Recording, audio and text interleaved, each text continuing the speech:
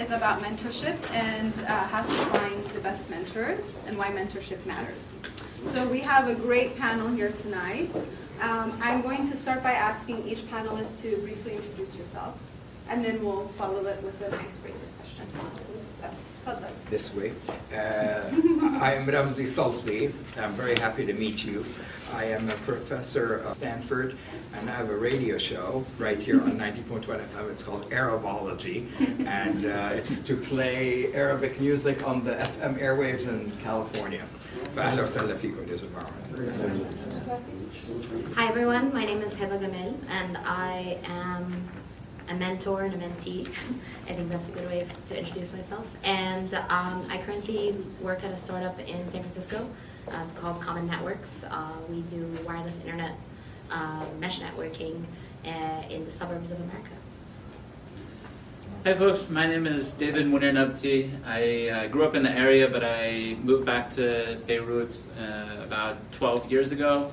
Run startup programs there. A couple years ago, we launched a startup accelerator in collaboration with UNICEF, focused on supporting startups related to really deep challenges in Lebanon and in the region, growing from there. For the last year or so, I've been doing a lot of reading and research into behavioral psychology and organizational psychology as it relates to the startup process, and trying to think of ways to systematize that and build it into a startup training platform. Hi everyone, I'm Mohannad. I'm a managing partner at a new fund that I launched just a few days ago, actually called E11 Capital. Thank you. I'm a worker as a venture capitalist here in the Bay Area. The whole point of our VC is to internationalize companies, help them achieve new markets and solve real problems that the world is facing. And one of the companies that I sit on the board on is called Localized, which is a mentorship platform that we'll be talking about in this discussion. Okay, great. Nice to meet you all. Thank you. Okay, so obviously one big component that all of you guys share is everyone on this panel is a mentor. So as an icebreaker, or has mentored, so as an icebreaker, I wanted to ask each of you kind of what moment in your life sparked the decision for you to take on mentorship. Did it happen naturally? Did something happen that kind of sparked that decision to become a mentor? We can start with you, Mohammed. You look like there's something. Okay. I think mentorship, there's all kinds of people that could be mentors. Your parents can be mentors, your boss could be a mentor, your professor could be a mentor. In my case personally, it was actually in my first job back home in Montreal, Canada. I joined this investment research company called BCA, and I had studied economics and political science, and I just wanted to apply that, right? But because of a restructuring, 3 months into my job, where 15% of the workforce was eliminated, I was thinking, that's it, I'm gonna get the pink slip any minute, because I'm the new guy, right? But they created this new division called sales support, in which I was paired with this brilliant guy, Will Richards, who was in sales, right? And I didn't want to have anything to do with sales, but he kind of took me on board and showed me he's like, listen, I'll do whatever I can to get you in research, which is what you want, but now you're in sales, and I'm going to guide you through that world, and he even got me to read this very easy book called Sales Dogs. And from there, he changed my life as to sort of how that world works. And through his guidance, he's given me so much, even till this day I speak to him, that it really made me want to give back. And I realized the power of mentorship and its ripple effects. So that's kind of in a nutshell why I believe in this process so much. That's great. And David, have you ever, what made you think of mentorship? Do you have an influential mentor in your life that kind of maybe also sparked your journey into mentorship? Yeah, I definitely have some mentors going back to when I was a teenager, and some who I'm still in contact with. So when I moved back to Lebanon, which was partially in 2004, then fully the beginning of 2005, I knew that I wanted to try to figure out how to bring some of the dynamism and energy, culture, et cetera, that exists in the Bay Area, and how to help foster, support it in places that that really need it the most. And after spending time in Lebanon and in Syria, I realized that there were these two main elements I wanted to work on. One was around infrastructure, whether it was like the physical space, access to internet, access to reliable place to work, etc. Support with some of the legal things, sort of just the environment that you have to live and exist in some of these challenging places. And then also community. And I think that there is, and it's only strengthened over time, the importance of community in processes of innovation or entrepreneurship or economic growth or solving any problems, I mean, cultural development, etc. And I think that there's probably an equation that could be developed where you directly look at the kinds and level of support that is given for free and the success of that group in terms of being productive in solving problems and improving situations. And it is something that has to be approached and supported in much more intentional ways, I think, to make it then much more natural. And so these are the things that we're trying to think about and work on. How do you really encourage people and support that that kind of freely giving of time and support of people from whatever skills to people because for it basic seems like skills. in Mohannad's case, it just naturally occurred in your field of work, right? But like David is highlighting, like we need to find ways to make that happen more often because for some they're not as lucky as you would have been, correct? Absolutely, yeah. And Heba, can you please kind of maybe highlight somebody in your life who was very influential? And Yeah, I think I kind of have a combination of both of what you guys said. So I went to school in Santa Barbara, University of UCSB, and I was a really lazy senior. And I mean, I had done well, and I was like, okay, this is going to be my last quarter. I'm only going to take classes that started at 11 a.m. and then Mondays, Wednesdays, and Fridays. It was a great schedule. But there was this one class that you have to kind of apply to get into. It was more of like a graduate student seminar class. And I honestly, I kid you not, hadn't even read the description of this class. But I was like, everyone says this is easy. Everyone I've heard, like everyone told me it's an easy A, and I was like, perfect. So I go to my advisor and I'm like, Jody, I really want to take this class. And she was like, okay, well, you have to write like an essay to get into this class. And I was like, okay. So I write an essay, I get into the class, and I literally had no idea what I was walking into. And it was held at one of our professors' houses. He used to just hold it in his living room.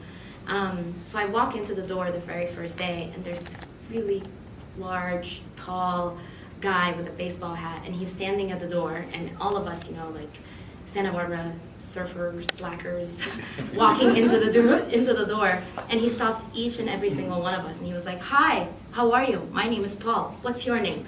And you're, 20, 21, you're awkward. "Hi, good morning. Yeah, okay." You head down, and he literally wouldn't let us pass the door. He kept telling everyone, "Oh no, not good enough. Go back to the end of the line. Nope, not good enough. Go back to the end of the line." Turns out, this guy is Paul Orfila. I don't know if you guys have heard of him. He's the founder of Kinko's. Kinko's probably, if you're students, you probably don't even know what Kinko's is these days. But it used to be really essential for us.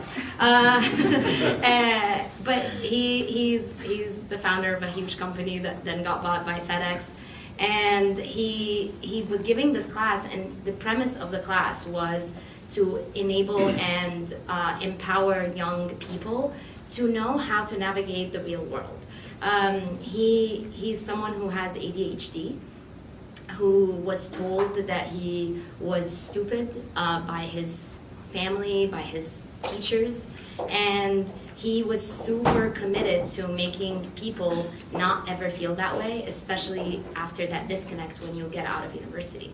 Anyway, I ended up coming really, really close to Paul, and he actually was my first manager. He hired me to take care of his properties on the island in Isla Vista. But the reason why I said that it's a combination of what you both said is that I feel like I didn't really realize or recognize the importance of that moment in my life until I decided to move back to Egypt after the revolution and was working with an organization called Endeavor. And Endeavor works with scale-ups, with entrepreneurs that are trying to scale their businesses, and it matches them with mentors, people like Amr Shady, who can really help them, scale their business and really get better. It struck me when I went to Egypt that concept is very foreign. And I had to learn what it really meant, and I had to kind of dig deep into why it was so important to me in order to be able to pitch people that are really busy and tell them, no, you really want to take, an hour or 2 or 3 out of your time to help someone else, because you will gain something out of it. And I think the combination of those 2 moments are really moments that make me always remember how important mentorship is. Great, thank you so much for sharing that. We have Professor Ramzi with us.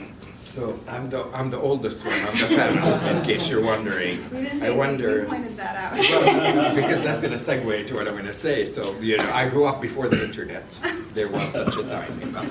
And, I grew up without mentors, because when I think about it, I came to America when I was 17. I had born and raised in Lebanon, then went to Jordan, and came here at 17, and went to Santa Clara University. Well, Santa Clara University, a beautiful Jesuit university, you may know it. I think I was the only Arab on campus. And I was lost. I was 17. I wanted somebody to guide me. And, they would send me to these very sweet Jesuit priests. But they would go, oh, you're from Georgia. Not Jordan, Georgia. I look through Georgia. So basically, this is what I went through. And then, things would be happening in the Middle East, and I tried to engage the students in the dorm. And certainly nothing. So there was no mentors for me back in '83 when I came here. And then, I graduated from there and then went to UC Riverside. And I wanted to do my PhD in comparative literature.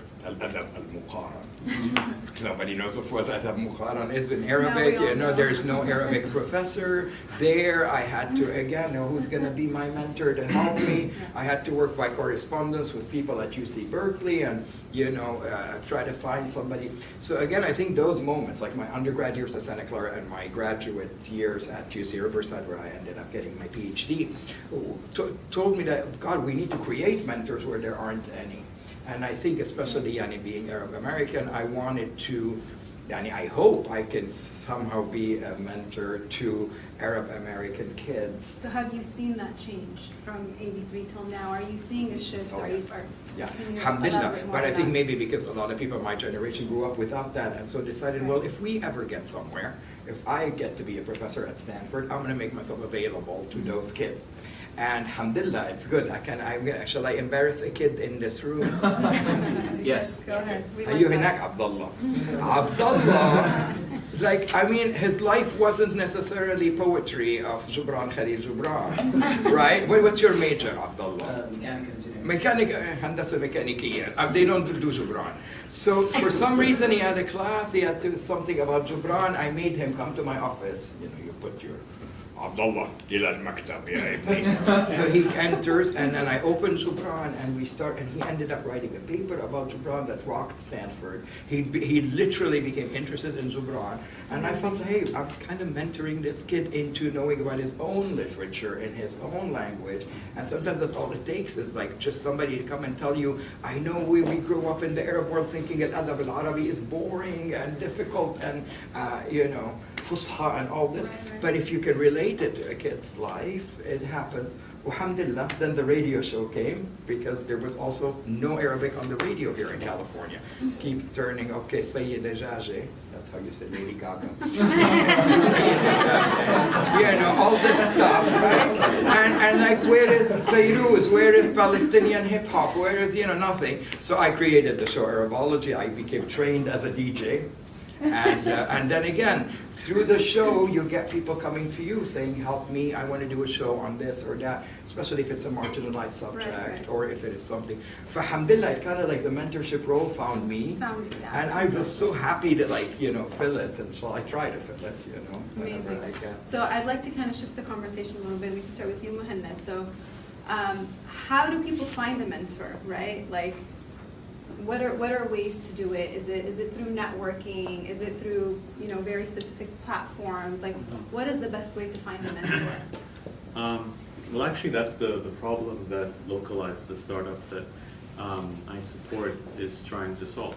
And so one of the things that Localized is building is this online platform that, you know, there's so many pieces to the puzzle, as I'm sure everyone can attest to, you know, solving the lack of mentorship at scale, right? There are so many different players that can come into this, solving this particular problem. And so what we're trying to build is this platform that kind of becomes this common denominator across the various stakeholders. So what does that mean? Like, you know, Localized is actually partnering with TechWadi, for example, given the fact that it is sort of the pioneering diaspora, you know, community for Arabs in tech, right? And so the fact that we have, you know, the emergence of entrepreneurship right now in the Arab world being, you know, at the forefront of all of these governments' agendas, then, you know, how can TechWadi and a technology company like Localized, along with, you know, the various governments and institutions that are out there in the Arab world, how can they work together? So, you know, online there's a lot of mentorship platforms out there, but I think there's one of the key differences that Localized is trying to bring is the sort of matchmaking platform and making it, and using data to actually make this ubiquitous and scalable. But at a more sort of fundamental level, right? I think that universities are a perfect ground for this. And so you're starting to see more and more, like to your example about how you were at this university and you were taking a class and then suddenly you're working for this individual, right? I see that a lot happening on campuses. And I don't know if, you know, I know a lot of the people in the audience are supposed to be from the university world, but as even young professionals, right, you're starting to see more and more of these that are going to like different incubators or accelerators or even corporate mentoring platforms. Now these are becoming a lot more popular. And so I think given the depending on what you're looking for, you know, there's, you know, adamant resources out there to check out. Okay, great. So mentorship platforms for any of the university students out here. I would also add maybe networking events, so coming to these events, but maybe David, you can highlight what's the best way to approach a mentor. Is there like an etiquette to it? Is there best practices to a mentorship once it begins? Can you elaborate a little bit on that? How should the relationship between a mentor and mentee kind of take place once it's been established? I think it's a fascinating question, and so I mentioned that we've been doing a lot of this reading in behavioral psychology and organizational development, and one of the things that we came across again and again is how people have a lot of difficulty doing the things that they think are the most important for themselves. So we have this norm. How many people made a New Year's resolution at some point in the last couple years? You get to the end of the year, yeah, that's it? No New Year's resolutions? Don't be shy, it's okay, you can raise your hand. I'm not going to single out all of it. So the norm is that a lot of people, they make these resolutions or some other time, and then as well, the norm is like how long normally do New Year's resolutions last? 16 days? Somehow. Said the Google guy. A month, a couple months, something like that. So the norm is that we take some time every once in a while to reflect on something that's really important to us, and then the norm is that we don't do it. And there are a number of different sort of interesting studies and approaches to how people can address these things. We also have this funny thing in our society, in our lives, where you know, some of the best-selling books are these self-help books, but at the same time, we sort of marginalize them and we critique them. So somehow this whole movement of helping people be better has been taken over by these efforts to make money off of people trying to become better, and a lot of them are garbage. But self-help is not garbage. Self-help is like the essence, from my point of view, is the fundamental basis of everything. Is how do we keep learning and growing throughout our entire lives. And so with mentoring, I think, you know, sometimes this word is also thrown around quite a bit. where at a startup sprint or a weekend or an activity, you have an afternoon where you have a mentorship activity that's a couple hours. I think those things are great, but that's not mentorship in my point of view. Yeah, it's something that, I think that it's something that has to become a habit. And are there some people, so you make a decision, yes, I want to work on these things, find 2, 3, 5 people and actually talk to them. Actually, it would be kind of fun actually, maybe we should talk to you about being a mentor. And say like, you know, can we do this, with which regularity? Quarterly, an hour call once every 3 months? Once a month? Whatever is important in your life, like what is the regularity of that process, and then figuring out what it is. Like, how do I help inform the mentor of what I need and what I'm looking for? What questions do I have? So we've heard from a lot of mentors that they get really frustrated with this experience. The startups aren't prepared. It's not the right matchup with them, not the right stage. They can't be that helpful, or you know, they don't send them information ahead of time so that the mentor can be very helpful. We've also heard from a lot of startups that get really frustrated. Like, we've been trying for weeks to get in contact, or they're not very helpful, or they're not, you know, they don't have the background in the areas that we need help in. So trying to figure out in this constantly evolving process, I think systems around this, just thinking like, what are the systems for this? Every time before we meet, I'm going to send a half-page update with a list of 4 questions. These are my key challenges. I'll give you 3 days, then let's talk for half an hour, and then follow up on that. So I don't know, thinking of these systems I think is very powerful. See if this gentleman wants to throw in something as well. Make a comment. You were mentioning about Localized, and I was just thinking the main platform for mentorship is the availability of trust between people. Exactly. How do you plan, or have you thought about to bridge that trust that is between 2 human beings, or between a number of human beings? How is a social media online platform creates trust that is lasting? Absolutely, and in our case, it's about relatability. So you think about the scenario where you have a young, you know, university student in Cairo, let's say, that is studying finance, or even she could be a young professional working at a bank in Cairo, and you know, she is seeking advice on how to grow her career or how to understand fintech, let's say, just given the trends. While on the flip side, here in the US or somewhere in Europe, you have a VP at Goldman Sachs who happens to be of Egyptian origin. You know, she's born and raised here, but she's always kind of longing to give back, right? So we feel that a lot of these questions around mentorship are actually regarding trust, are actually going to come from relatability, because if they're not communicating with each other even in the same language, right, then that's not an area where you can build trust, right? So, you know, there's identity, there's language, there's all kinds of things that you could actually look at from a human level that the platform is going to actually surface first and foremost in order to make that connection. You know, I know it's a really corny example, but like think of what these dating sites are doing, right? I mean, it's fundamentally the same type of behavioral aspects that we're looking at in order to make that matchmaking process very very central to both discovering each other. And over time, I mean, initially it's going to be very curated, I can imagine, when the platform is launched.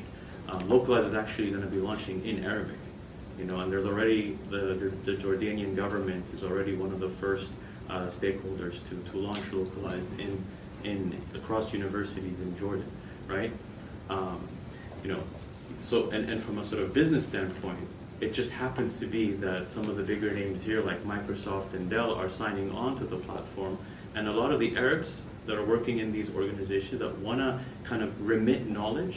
A lot of them think about remitting money, but it's like we're now remitting knowledge and all that can happen. So, but first you have to start with that really good point that you brought up. So is Localized a non-profit startup? No, it's actually a for-profit. It's a B2B platform. You can imagine it as signing on universities on one hand, but also signing up large corporations here in order to tap into their workforce. In that finance example that I mentioned, Abana, which is the Arab American Banking Association, is one of the partners. And again, it's through partners like with TechWadi, that can actually, bring out the mentors, right, that are beyond just the executives in these groups, that we can kind of create this 1 + 1 + 1 = 10 effect, right? That's how you kind of then can scale this thing. So I think that if it's a nonprofit,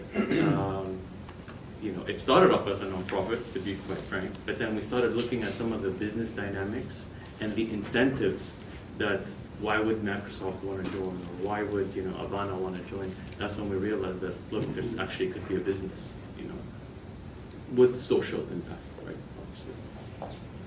So actually, Heba, and on the kind of like theme of like building trust and finding the right mentors, I wanted to talk a little bit about gender. Do you feel that it's important for mentees to seek out mentorship from people of the same or opposite gender? Are there pros to each? And can you share a little bit more on that? So I think interesting to Mohannad's point, while I think connecting with someone who is like you helps with that relatability and the trust, whether it's someone that is of the same background as you, or studying the same thing as you, or has studied the same, or is doing something with their career that you aspire to do. I think seeking diversity in mentorship is really, really important. So there are two things that I'm going to say. I think on the one side, I think it's really important for a minority person, whether it's a person of color, a woman, anything that fits under the minority bucket, to seek people that are like them, because I think that really builds your ability, and those people, hopefully, if they're successful and they're good role models, can help empower you, especially earlier on. Interestingly, with women in particular, and I could potentially say maybe with people of color generally, but with women in particular, I think that there's a big difference between mentorship and sponsorship. So I think, a lot of us can say that we look up to someone who's mentored us, who, told us how to be great salespeople, who introduced us to something that we didn't know, all of these amazing things. But really when the switch, I think, happens and is more critical is when someone sponsors you. So a sponsor is someone who, when you're not in the room, they think of you, and they think of how you can be a value add, whether it's on a project or a team or a new company or a fund, whatever it is. And I think women tend to build more long-lasting mentorship relationships and not so much sponsorship relationships. And I think that has a lot to do with a lot of things. Women are still struggling, even if you are a very successful woman. In most cases, you're still struggling. You're still trying to prove yourself in whatever environment you're in.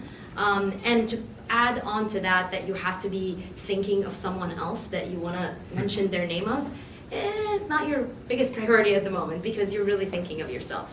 And that can also apply to people of color, other minorities. So I think the sponsorship and mentorship is really, really important. This is something that I personally have been trying to get better at as I grow older and as I go into positions where I have the ability to bring in someone else, to really think about how I can play a role in being someone else's sponsor. But that's one thing that I think is really, really important for women in particular. The other thing I was going to say about diversity is that I think it's really, really important to not limit oneself. I used to always tell entrepreneurs when I work with them, and I still tell them the same thing, I can get you a mentor that has done or is doing the same thing that you're doing, and is maybe 5-10 years ahead of you. But you want to talk to someone who's doing something that you know nothing about. You want to bring the engineer and have them talk to the marketing person. And those used to be just watching these kinds of interactions and mentorships. Even for myself, when I seek out mentors, I seek out people that really are going to challenge me. They're going to ask me really tough questions. And it's easy for us to fall into the habit of finding friend mentors. So people who we just get along with and we can sit down and have a great chat with. But at the end of the day, they're not really adding anything new, and they're not challenging us. So I think diversity and sponsorship are two very, very important things. That's great. I never actually thought of it like that myself. So thank you so much for elaborating on that, and especially in regards to like finding somebody that actually challenges you, and it's not just like a fun, entertaining coffee session. Which is great. You should have those too. Call them your friends, not your mentors. So, yeah. Definitely. Professor Ramzi, I wanted to ask you, so how do you see a gap between mentorship today with millennials? Is it harder? Is it easier? Mentorship may be facing a little bit of a challenge and maybe shifting in that aspect a lot too. So yeah, as a dinosaur, I can tell you that I'm in my 50s. And so one of the things I want to tell anybody in their 50s or my generation is we tend to get scared of technology. You're like, oh, إيش هذا إيش بيسوي, Basically, I went through that maybe for a couple of years when the internet came and everything was, and I was older than most people who were doing this stuff. And then I decided, you know what, there's no age, I'm going to embrace technology. And so now I have virtual office hours, Tasneem. بتشوفيني على السكرين بحكي معاكي. You can book me online so that you come في URL, but you book me, you show up. And so it helps a lot. Even one day I was really sick and it was, a very important day that I'd be in the classroom at Stanford and I worked with a kid there who he Skyped me in, I saw everybody saw me, wearing the suit من هون وبيجامة من تحت. I think, to address your question, the first thing is for people my generation not to be afraid, because technology has made my ability to mentor, if I have anything to give, much easier, much more accessible. And then, of course, the radio, for example, learning to become a DJ and a radio host in my 40s was challenging. Because now, I'm FCC cleared to be on the airwaves in America. I got the show. I do my own podcasts. I edit the podcast. It goes viral. It goes viral.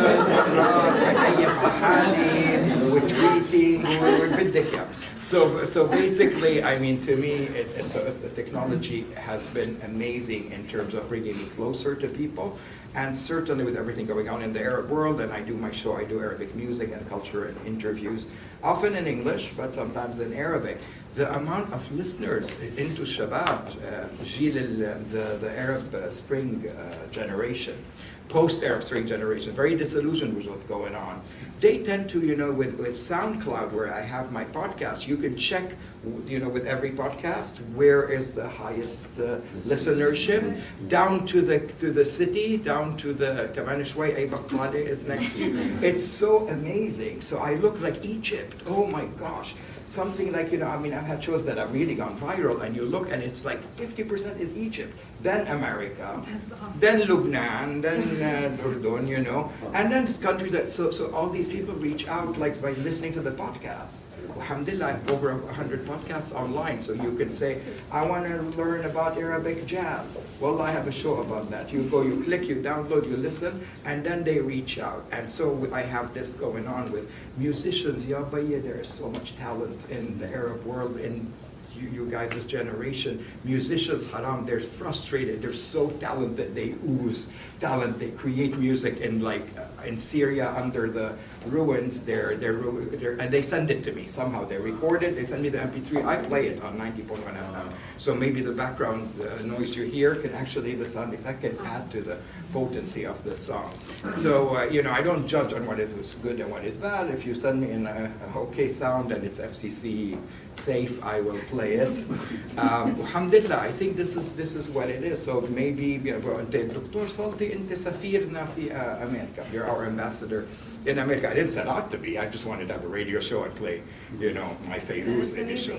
This radio show has become a medium and a platform for you to connect with all But it's sad that I'm getting old and I'm getting too tired to do a weekly show like I used to and teach full time. So I look at, I'm like, come on kids, hada yiji, let me take over, become DJs, get on the airwaves. There is such a lack of positive Arab role models in the media. And we all know sometimes it is, because they put too many obstacles, they don't want you representing the Arab world in a positive way. But there's also the fact that we tend to kind of say, شو بدي بالmedia, شو بدي بالliterature, شو بدي بالموسيقى. And frankly, I think there is a chance. You can start with public radio like KZSU, it's the Stanford owned radio. You can go to NPR, and from there, inshallah, they'll pick you up. Sounds great. So technology is definitely shifting a lot. And I wanted to address to David that question as well, because you're in Lebanon and working with several boot camps there. Elevate Lebanon right now is an accelerator there. You're working a lot with groups to help refugees in Lebanon. And so I know that mentorship is on your mind and that you guys need mentors and relevant people to both be there, present, or virtual. So this idea, how can technology kind of bridge the worlds together? And what advice can you give to people in the audience who are interested to mentor people in that part of the world? Yes. A lot. It is so important, and I hope that Localized takes off. We've been having a lot of people, both a little bit through sort of virtual mentoring, but a lot of people, when they come through Lebanon, they let us know, and if we can connect them to startups that we work with, great, and then we connect them. We have pretty good connections and collaboration with other groups in the ecosystem. So if anyone is coming out to Lebanon and wants to spend a bit of time, connect with startups, or would be interested in sort of helping to connect. I've been using the term ambassador for a long time, that having mentors or early investors or your co-founders or other friends, people who, when you're not in the room, are sort of advocating, thinking on your behalf, super important. And actually, I would be curious. I mean, we've been thinking with Lebanon, and we've chatted with TechWadi folks for a little while about trying to encourage more flow of people traveling back and forth. And if it's something that people would gravitate towards, of almost a sort of structured travel, of coming and not just coming and going and having shisha and to the beaches and stuff in Lebanon, which we have great beaches and great restaurants, and the mountains in the winter are beautiful. But if people want, they're interested in sort of exploring that side, but then also spending time connecting with startups, doing some workshops, having some of that knowledge transfer, we'd be super interested to try to facilitate and coordinate that. Maybe we could do it as groups or as individuals. I think somehow we need to massively increase the scale of that kind of engagement, but also we should just think much simpler. There are simple actions of, contacting the groups that are running startup stuff. Volunteer your time, tell them you're available, post online, these little sort of micro steps. It's not a sort of long-term life transformation commitment that you need to go through. You just need to make yourself available, and then do the baby steps to actually make it actionable, make it reality. Sign me up for those trips. I know, right? Sure. Yeah. Well, I don't know how many people would be interested in going for a week or so, 2 weeks out to Lebanon. Okay, can all of you folks, let me get all of your emails after, and let's try to pull something together. Yeah, I like the idea of being structured and useful. Makes a lot of sense. Yeah. Tasneem, the young man. Yeah, I have a question. Yes. Well, my story is a little bit like yours. I actually lived here in the Bay Area for almost 9 years. Now I'm back in Egypt for almost 2 years now. I faced a lot of challenges trying to embed and look for mentors over there, or being a mentor, being here in the Bay Area for that much. And one thing I found is a lot of the startups, there's great stuff happening in the Middle East. Like even in Egypt, there's a lot of startups that I'm connecting with. No one knows the value of what they're doing. So how can TechWadi or the institutions that can actually, like you said, going back and forth, trying to connect and trying to get the value out of these startups like Endeavor in Egypt, how can we be more influential to these startups? Engineers in general, when we develop, we do not know how valuable what we're doing.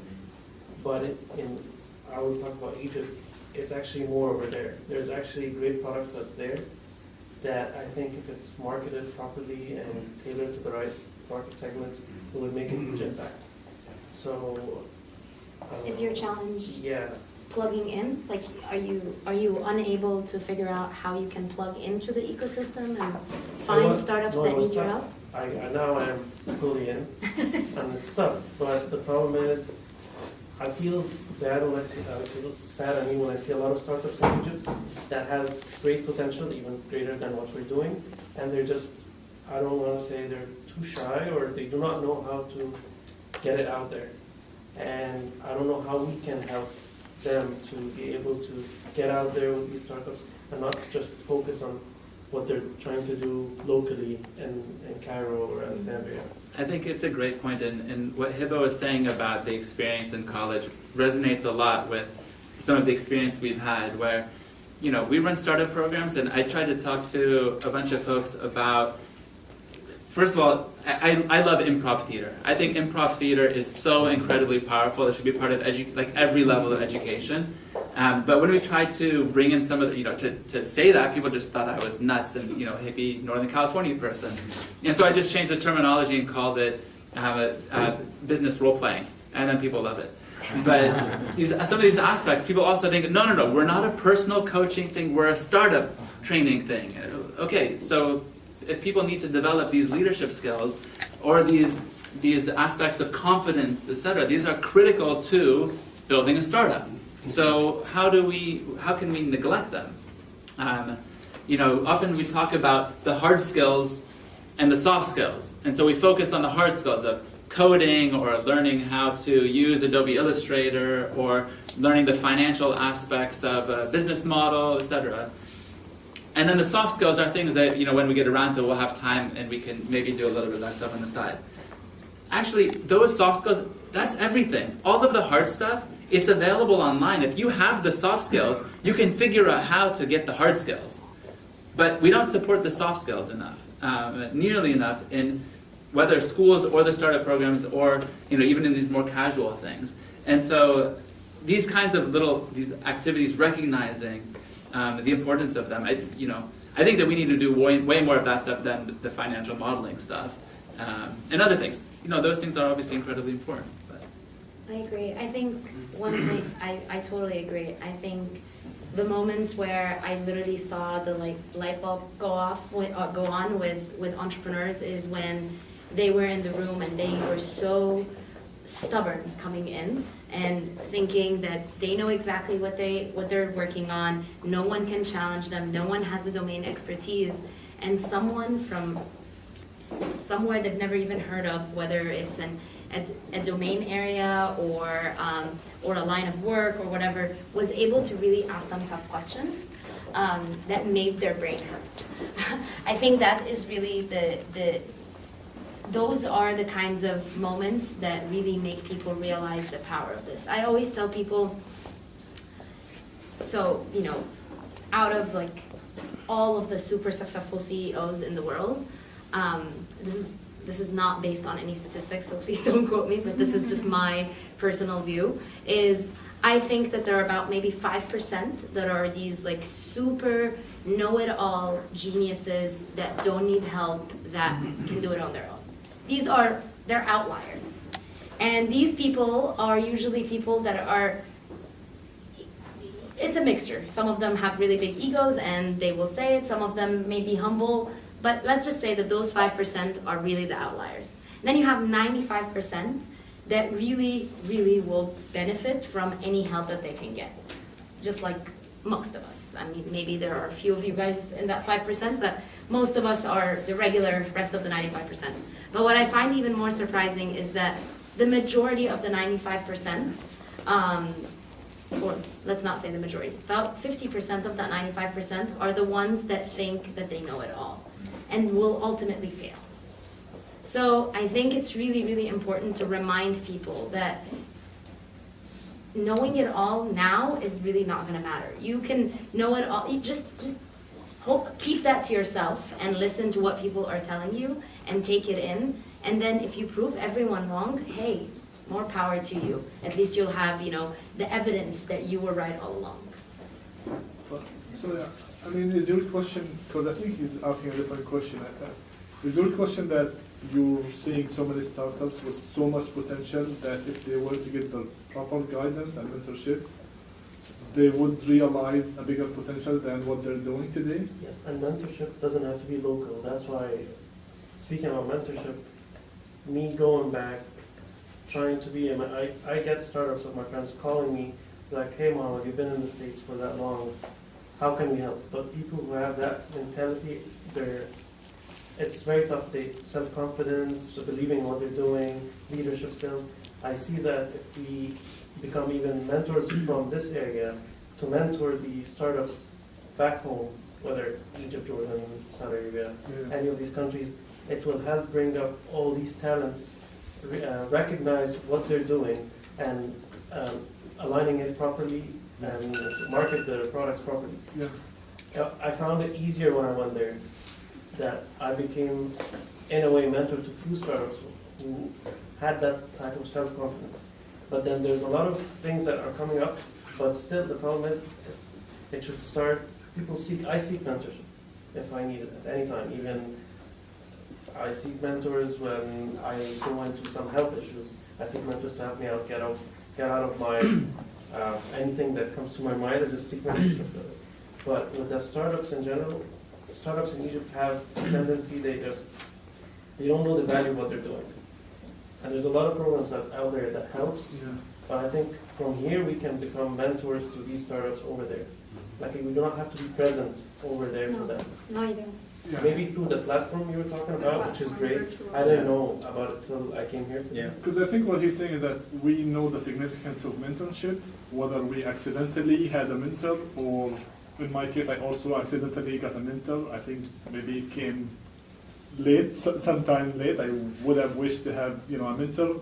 Maybe you didn't have a mentor altogether. But I think, there is potential here for, I think, many of us who maybe don't understand the significance of mentorship and typically accidentally come into it, or back home with companies being formed and people working locally when maybe they have a solution that's a global solution to, a global problem. So do we really, start really marketing mentorship and significance of that? And I think that's maybe what this even session was about.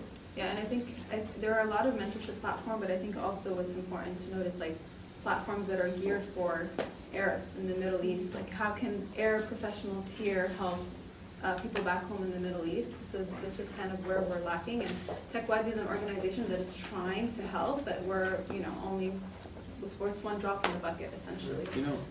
An interesting way to look at it is tying the question of mentorship around this concept that you maybe started hearing about called the future of work, right? The future of work. So jobs 20 years from now are going to look very different than what we used to know, right? And so with constant digitization, with constant changes in economies, given the fact that everything's becoming much more knowledge-driven, right? When you see talent in Egypt like that is building stuff, but they just don't know the extent of what they're building. That's why we're saying, well, universities, frankly, in the Arab world aren't necessarily equipped, right, in order to build a knowledge-based society. Like that's just a fact, right? And so what we're saying is, well, if we combine the expertise and knowledge and experience that exists here, right, and bridge that gap, for that value that's being created, then you could see amazing things. Now, if you look at some of these big companies right now, a lot of them are promoting like remote work, right? And a lot of it is international even. So you can imagine now the opportunity where that great deal of value that was created is noticed by, let's say, a Google or an IBM or an Oracle, right? And so that becomes part of that organization. And they don't even have to leave home or leave their country in order to join this company. This whole idea of brain drain suddenly doesn't become an issue. You turn brain drain into brain gain, right? That's the kind of the concept of combining mentorship with this future of work or the evolution of work, right? So that's where you can scale, solutions, right? When you look at it from that lens, at least from our perspective. Yeah. Go ahead. Yeah, we're opening questions. By the way. The idea that we need Arabs to help Arabs is in Silicon Valley, what works is through diverse. Everybody helps everybody. Arab, Korean, or Chinese, or Indian, it doesn't really matter. So this thought that Arabs should help Arabs in the Middle East, it's a very bigoted idea. It really doesn't lend itself to practicality. As opposed to just relying on TechWadi, we should open the doors to all others. David, you're not an Arab, are you? Yeah, he's an Arab. Sorry. I'm half. Why not? Is from non-Arabs. Yeah. Yeah, because they go in there with one mindset. They look to help. But if you want to make this work, what works in the Valley, and there's hundreds of thousands of mentors, they only after one thing. They want to monetize their knowledge. It's not charity. It's not just want to feel good. They all after one thing. At some point, whatever I teach you, I want to see value gained from that teaching. And it could be value given to someone else or to myself. But if it's looked at as charity and just doing goodwill, it's not going to work. But what makes you say that? Like, Well, what? fundamentally, you want to attract good talent. You want to attract people who are willing to give good, solid advice. These folks are successful. They are rich with knowledge, and they know how to make you successful. So to give the information freely with nothing behind it in the long term, it's not going to happen. Look at you. You were a nonprofit. Now you're becoming a profit. Why? Because there's more value to monetize sharing of knowledge than just goodwill and all good to men. I think it's. I mean, sorry. I think everyone wants to say something. Maybe just because he personal. Yes, So. sure. It's not an attack. That's I mean, well, no, but like, but. I spent a lot of time in Jordan and Dubai trying to create mentorship channels. They don't care. When you make them pay for it, it becomes fundamentally more important to them. Look, you can build, you have to understand, that's why I've talked about the various elements of the mentorship world, right? There are organizations that are going to be willing to pay to see value being created through mentorship if they're incentivized, right? But you're talking about mentor and mentee. So fundamentally, the platform is free for both. They're not paying anything and they're not getting paid. And I think, when it comes to this idea that Arabs shouldn't be mentoring Arabs. I didn't say that. I said don't focus on Arab helping Arabs. Focus on the entire ecosystem helping Arabs. Open the door to all the other. Sure, but then we go back to the question, I don't know when you walked in, but initially we were talking about this concept of relatability, right? And that when it comes to specifically the Arab world, many of whom are more comfortable speaking in Arabic, right? And that element of trust is built from the get-go in order to seek that guidance. Then, sorry, but you're kind of limited to Arabs that are here in the Bay Area or in New York or wherever.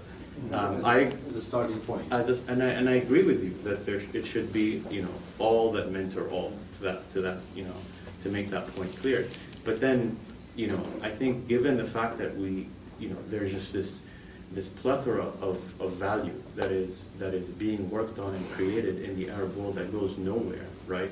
And I do tend to disagree that Arabs here don't want to mentor or give back without them getting something back. I didn't say that. Well, okay. No, I didn't. There's a lot of nuance. Mentorship is not always for free. Okay. Yeah. Well, The ultimate goal is I want something out of it eventually. no, but I mean, that's the this is- thing. I mentored people without expecting anything. So What's your value proposition? You want it to be successful.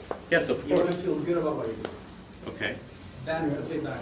Yeah, but So let's try some of these folks here. Yeah, Because I know Heba wants to. No, I have an example that probably, makes me disagree with you. What?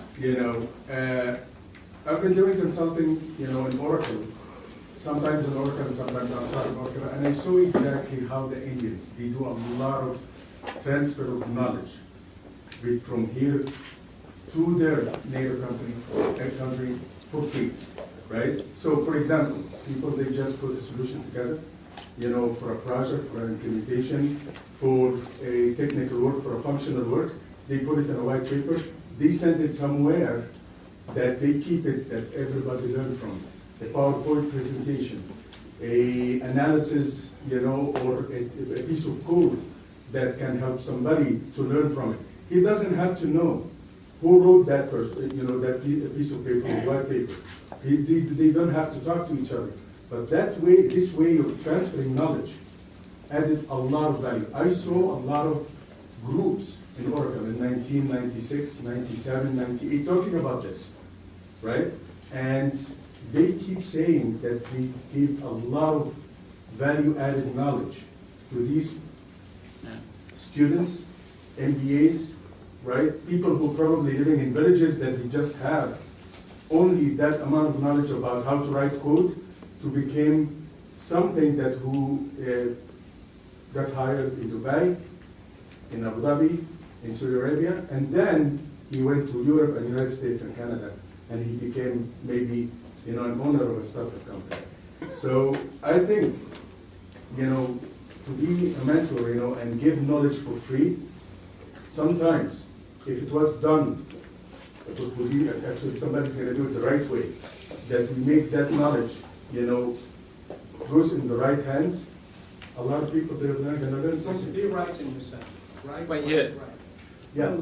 That's the key. From a perspective of a non-Arab, I'm actually from Iran, but I grew up in a place where majority of the people that I grew up with, they were Arab. So I have a great appreciation from that angle. But I think the concept of mentorship, and especially what your platform is offering, isn't necessarily about enriching others financially. So from that perspective, I disagree with you. From only that perspective. So yes, you're right. If you're just in a business of making more money and more money, then you have to look at the productivity, quality of that individual's performance, many other things. But this is more of a matter of a heart. Yeah, Right. become a consultant. So I've consulted startups where they've paid me by the hour for my advice on something. And that was completely different from my mentorship and the time I've spent mentoring people. So I think looking at it and saying it has to be monetized in some way is a very narrow view. That might be your way. Some people are just not into mentoring. That's cool. You can become a consultant. You have knowledge. You can put yourself up on whatever platform people call you up or pay you by the hour for that knowledge, and that's fantastic. But I think a lot of people find a lot of joy and fulfillment from the interaction between themselves as a mentor or as a mentee and the other person. And it's just like giving money to. It's just like volunteering at an orphanage or painting a school or going to drop off Christmas presents. Whatever makes you feel happy. I volunteer at film festivals. Whatever it is that makes you feel happy because you care about that. But I think to your point about diversity, I think I said this earlier again. I don't know, but diversity is key. But also it's important. Let's go back to the region. Israel, one of the smallest countries in the world, and has the highest number of startups per capita in the world. Well, how do you think that is? Most Israeli startups get help and get funded from the United States because of the connection they have from people who are of Israeli origin and are moving back their money. So here are the metrics for you. In the I mean, meantime, Really don't apply though. just to add as well. So in our program and also in talking to some other folks that have been dealing with startup training activities for a while, we did some interesting stuff with the Google Launchpad group.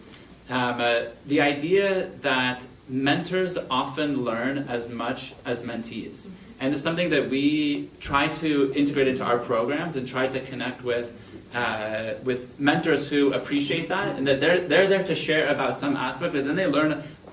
They have learned it. We do a lot of like these feedback forms and surveys, and a lot of mentors have learned a lot through the process of mentoring.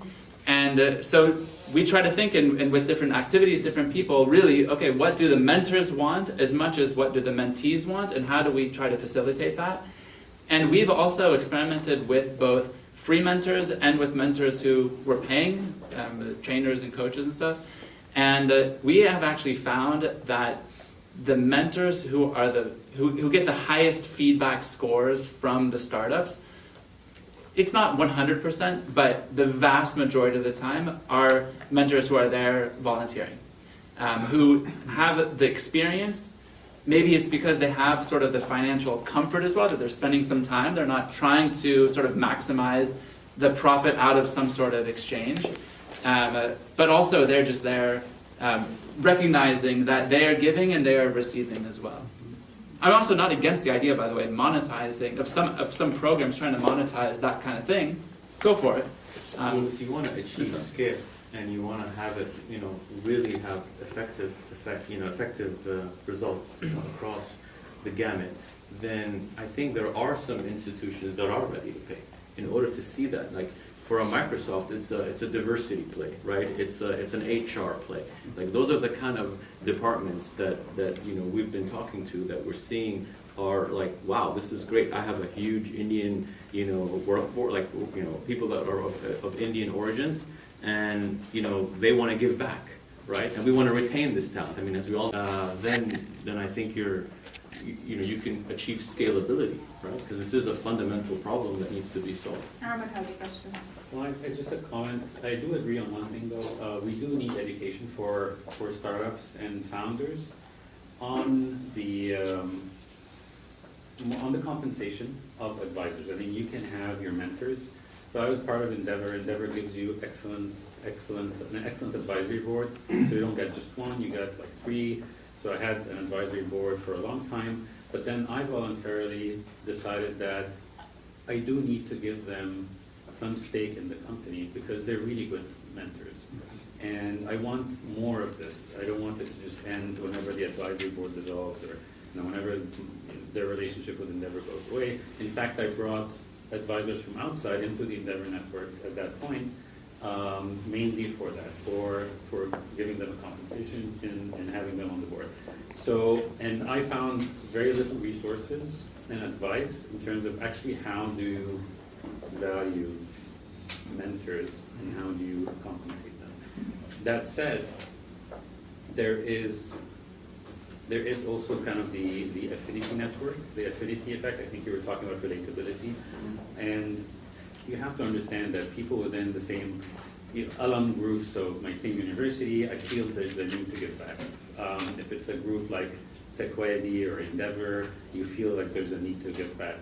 But people out there, versus trying to get help from here, the only thing that relates us to them is really our ethnicity and my experience. And we're just being able to speak the same language. And speaking the same language, understanding where they're coming from. So one of my best advisors, and I have a very diverse group of advisors. I have people that are, Mitch Thrower, Lou Kerner, Roy Lawrence, but one of the most valuable advisors that I have was Yusri Helmi, because he is an Egyptian who has been in Egypt. He had his tech startup, brought it here, sold his company here, and built up a new kind of life here.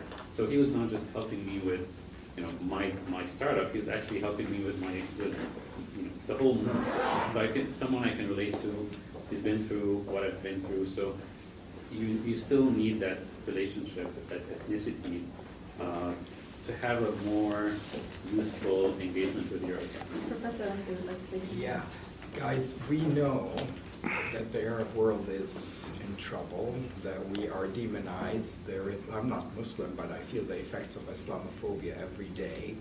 And I know that in this room there are 3 people that I was privileged enough to meet and who I was able to help with their ideas.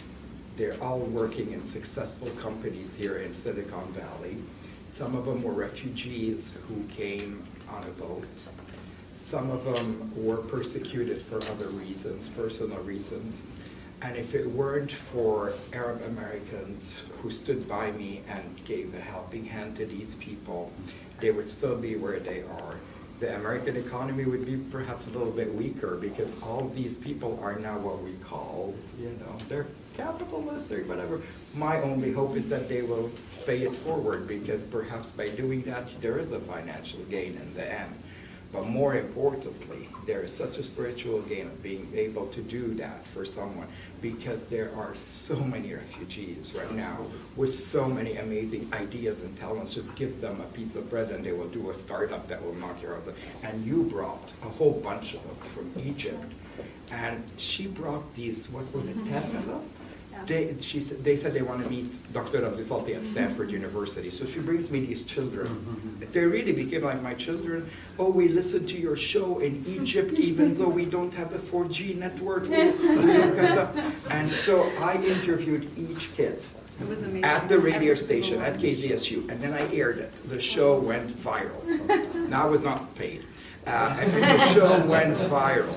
And then they started writing to me, Dr. Salti, Ammo Ramzi, thanks to your show, I just got an offer from here. I just did that, But you see, these people would not have been looked at by the mainstream right now. It's not perhaps the fault of the mainstream, but it's the systematic demonization of Arabs and Muslims and whatever, and a hijabi wearing girl who suddenly was not getting the job. I mean, these are realities. And the proof is, they're sitting here. I mean, due to confidentiality, I'm not going to point them out, but I'm very proud of them. Raise your hand. No, don't raise your hand. That's awesome. On that very, very positive note, I think we need to end this panel.